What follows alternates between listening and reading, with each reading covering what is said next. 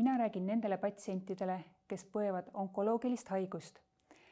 Nii Eestis kui mujal maailmas on alustatud viirusvastase vaktsineerimisega tervishoiutöötajate ja vanemaealiste seas.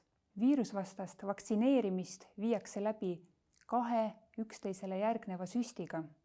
Väga oluline on, et tehtud oleksid mõlemad 2 süsti. Eriti on oluline see nende patsientide juures, kelle immuunsüsteem on nõrgem, nagu näiteks kasvajahaiged.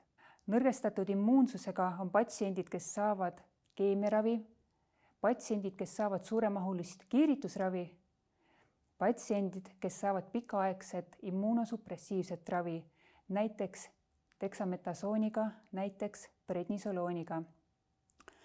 Nõrgestatud on ka patsiendid, kes põevad lümfisüsteemi ja hematoloogilisi haigusi, nagu näiteks müeloom, lümfoom. Kasvajalise haigusega patsiendid on osalenud ka viirusvastase vaktsiini väljatöötamisel ning ka nemad on osalenud uuringutes ning on tehtud kindlaks, et see on neile ohutu. Vaktsineerimine ei peaks toimuma aktiivse keemia- ja kiiritusraviga koos. Vaktsineerimise võiks ajastada parimal juhul vähemalt 2 nädalat enne keemiaravi algust. Vajadusel võib ajastada keemia 2 ravikuuri tsükli vahele viirusvastase vaktsiini süsti.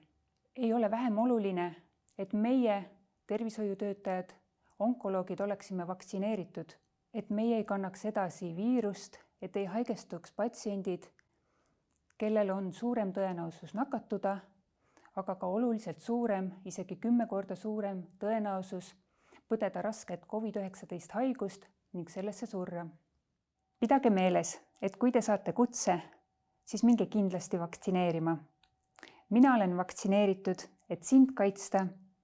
Mine sina vaktsineerima, et teisi kaitsta.